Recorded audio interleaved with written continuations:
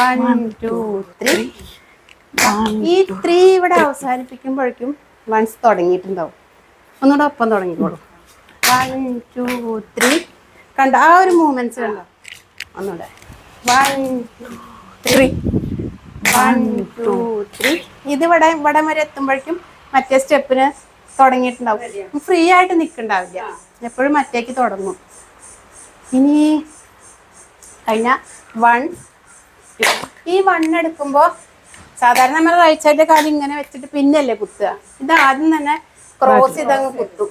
എന്നിട്ട് ഈ കുത്തിയത് തെറ്റിയ വട്ടം പോകും. കാരണം ഈ ക്രോസ് ചെയ്ത് തന്നെ കുത്തണം. ബാക്കിലേക്ക് കുത്തിയ അപ്പോ വട്ടം എല്ലാവരും കൂടി ഒരുമിച്ച് കളിക്കുമ്പോൾ പ്രത്യേകം ശ്രദ്ധിച്ചില്ലെങ്കിൽ അതെ അതെ. അപ്പൊ ഇതിന് എല്ലാവരുടെ ഡിസ്റ്റൻസ് ഈക്വൽ ആയില്ല വെച്ചാൽ അപ്പൊ വട്ടം പോകും. അതാണ് ഈ തിരുവാതിരക്കളിക്ക് നമ്മൾ ഇത്രയൊക്കെ സെലക്ട് ചെയ്യാണ്ടോ എന്നൊക്കെ ചോദിക്കും ആൾക്കാര്. പക്ഷെ ഹൈറ്റ് വരെ സെലക്ട് ചെയ്താൽ എല്ലാവരുടെ കാലും മുകളിലത്തെ വട്ടം ഈക്വൽ ആവും. അത് കുറച്ചൊക്കെ ശരിയാണത്. അപ്പം ഈ കുത്തുന്നത് ചെറിയ ആൾക്കാരുടെ കാലം അത്ര അടുത്താവേ, മറ്റവരങ്ങ് വെക്കുമ്പോ അകലേക്ക് പോകും. അപ്പൊ 1 2 3 4 അത്രയും വരും. ഇനി എല്ലാവരും നോർമലായിട്ട് കളിക്കുന്ന സ്റ്റെപ്പാണ് 8 സ്റ്റെപ്പ്. ഇതൊക്കെ ഇപ്പൊ 4ന്റെ കോംബോ ആയിരുന്നു.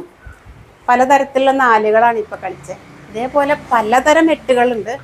അതിൽ ആദ്യത്തെ 8 1 2 3 4 5 6 7 8. ഇതിനെ റിപ്പീറ്റ് ചെയ്യും. 1 2 3 4 5 6 7 8.